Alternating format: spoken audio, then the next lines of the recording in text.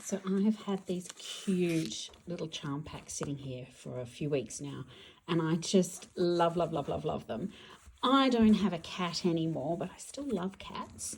And what came to mind was making a placemat in the shape of a cat out of this fabric, just patchwork. So that's where I started. The fabric, I then sat and I drew and I scribbled and tried to make a simple kind of cat-shaped template, reattached the ears a few thousand times, and now I've traced that onto a folded piece of paper. I'm going to cut that out and with some seam allowance on it, and that's what my template is going to be for my fabric. So there it is with a very rough seam allowance drawn around it, and what I'm going to have to do my cutting for. Now to cut it out. And I will say right now, perhaps before you cut out your template, that if you want to make life a little easier for yourself, rounding off those ears, whilst perhaps not being specifically very cat-like, rounding off those ears will make your sewing life a little easier. So now that I've picked out some charm squares that sort of go together, have a bit of the peachy, orangey tones, but also some of the darker tones. I avoided using too many lighter fabrics because obviously it's a placemat, so it's going to get dirty and going to get washed a lot. So I've grabbed those, and in this particular charm pack there were duplicates of each of these, so I've actually pulled out 2 lots because I'd like to make a matching set. So then I'm going to cut each charm square into 4, and then I'm going to do some patchworking. I've laid mine out in a 6x6 grid, and I'm now going to sew all of the rows together and then press them. I'll press each block one way, and then in this row I'll press them that way so that the seams all nest, and then I'll be able to have finished patchwork top part, and then I'll go and grab my template and try and place it in the best spot. Look at those cute cats. Look at some of the detail in this. I mean, look at that cute little heart gift tag on the tree, on the present. Cute little houses. And even tiny little heart gift. I mean, that's the size of my finger. We're talking tiny, but just cute little things. Okay, my rows are all pressed. This one to one side, this one to the other side. So now the seams are going to nest well. So now I'm going to sew all those rows together. One very cute little patchwork panel has been done. I just pressed all the row seams just in one direction, but you could also press them open. Either way. Looks so cute. Okay, so now the template. This is where you want to sort of place your template.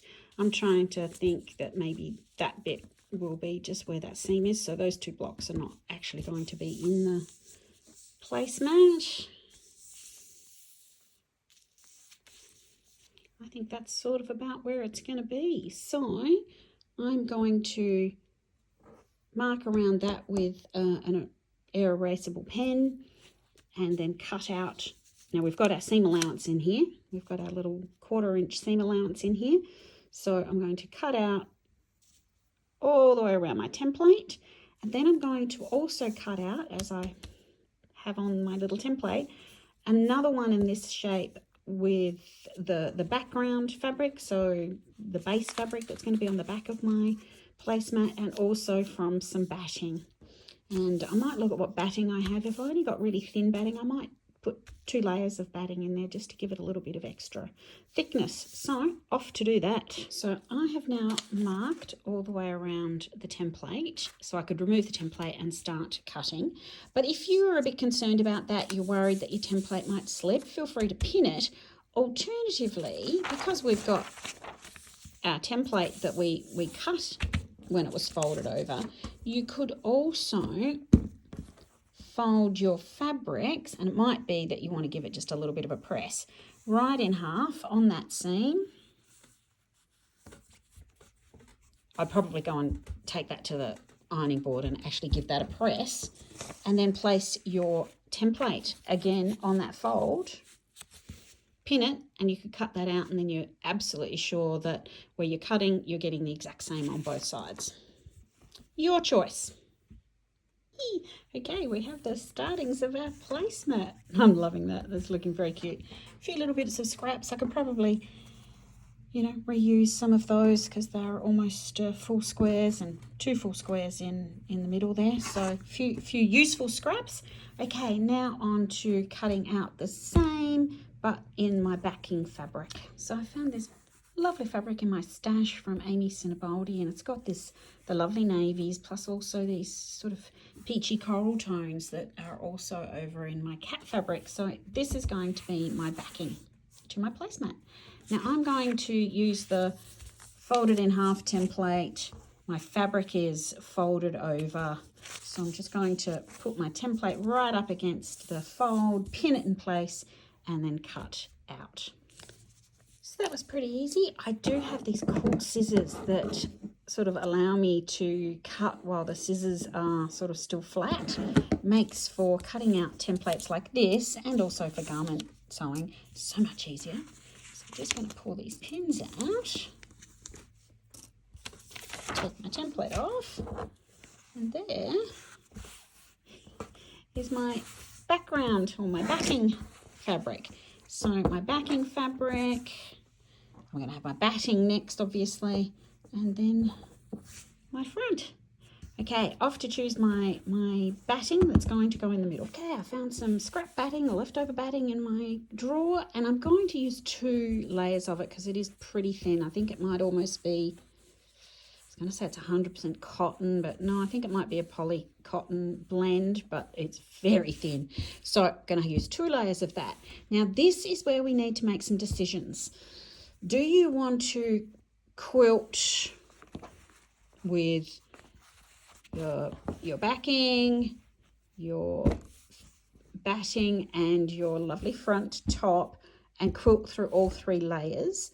If you do that, you're going to have to put binding all the way around the edges to enclose the raw edges. Or, and this is what I think I'm going to do for these, put your top on top of your batting and do some quilting just through these layers. And then we can put the backing right sides together, so 1/4 of an inch seam all the way around, leaving a gap so that we can turn it all inside out. And I think I'm going to do that. So there won't actually be any quilting through this back layer, but we will do quilting on this. So that's what I'm going to do. And I might even just leave the cutting of my batting to shape until I finish this step. Just cut my batting quite roughly, and now I'm going to go into the sewing machine and I'm just going to put my walking foot on and just do some fairly basic, and it might be that I just do, you know, 1/4 of an inch away from either side of the seam in both directions to sort of give it a grid pattern. That might do.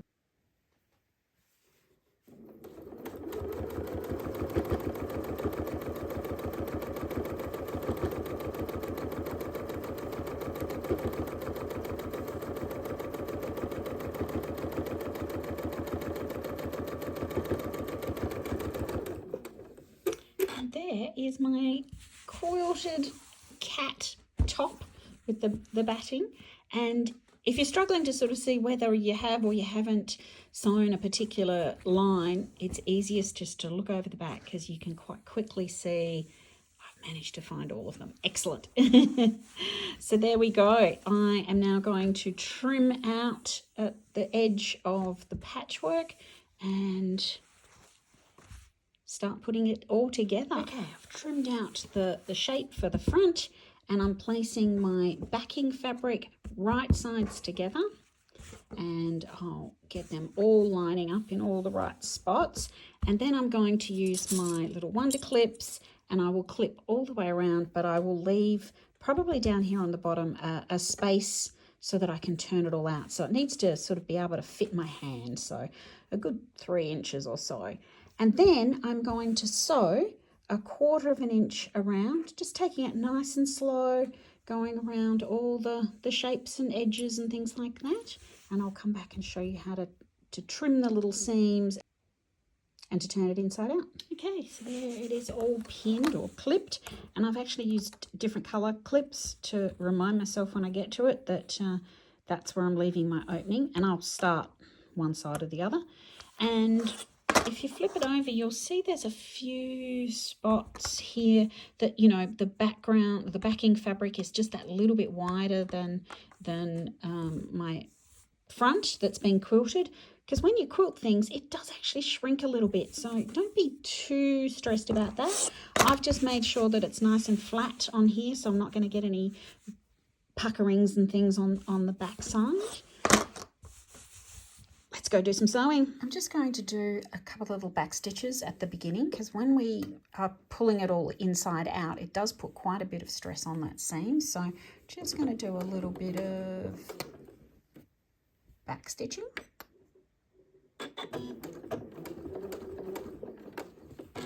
And my foot is actually 1/4 of an inch in size, so I'm just going to put the edge of my foot on the edge of my quilted fabric, and I'm just going to go all the way around the edge, nice and slowly. Okay, the sewing all the way around has been done. I've left a nice little gap here that we can do our turning out. But before we turn out, we need to trim this seam allowance, because we've got 2 layers of batting in there, as well as our fabrics, and especially on these corners and the tips of those ears. So I'll show you how we're going to do that. So on these inside corners, we're going to snip in, not cutting your thread, but getting quite close in. And we're also then going to taper in. This is very hard to do one-handed.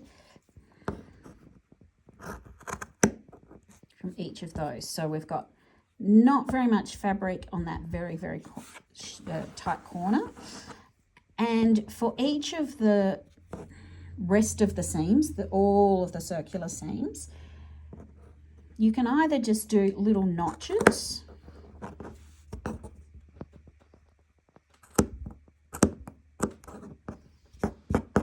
or little notches like that, or I sometimes do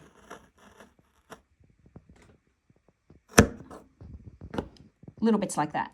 I find that a little bit easier.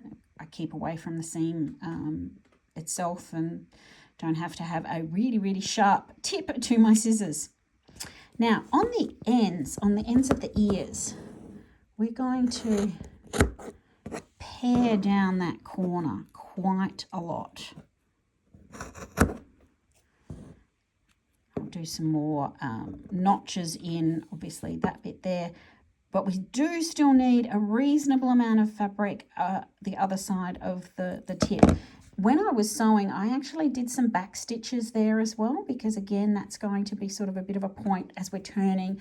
We're going to be pushing a chopstick or something up into that corner. So getting some extra stitches there was a good idea too. Okay, I am going to go and do the rest of those notches and show you what it looks like. Okay, so I've done all my little notches and my cut-ins into those corners and quite close to the tops of the ears. Still left my opening, and I haven't notched anywhere too close to my opening, because we're going to be folding that back and pressing that. So next thing is to turn it all inside out. I'm definitely going to need 2 hands for this though. Okay, so I'm getting really happy about how it looks. I've had to turn everything out. I haven't pressed it yet, but I did use my little poker tool thing to get up right into the ears, and then on the inside just taking it around all of the seams just to sort of push them out as far as I can. So I'm now going to go to the ironing board and give it a really good press, and press this under its 1/4 of an inch and this under its 1/4 of an inch, so that we can then do a top stitch all the way around the outside at about somewhere between 1/8 and 1/4 of an inch, so that we close off this bottom edge and we just give it a nice professional finish. So all pressed, and I've just put some wonder clips on the gap that I'm going to sew over. Now I'm just going to change out my bobbin thread to a navy so that it's not going to show particularly much on the back, and then I'm going to do this top stitching probably at a sort of a 2.0 stitch length all the way around the edge, being very consistent, and do it nice and slow, and again going in and around here, all the rest, making sure that it gives it that really lovely professional finish. Now, you could go a little bit overboard and try and put some eyes on it or something like that, but I think the shape is enough, and I think it's really cute with my cute little kitty cat saying hello. Okay, top stitching. And there we have our finished quilted kitty cat placemat. I'm thrilled with it. I showed it to my hubby. I just held it up and he said, "Oh, that's a cat." So my job here is done. Enjoy.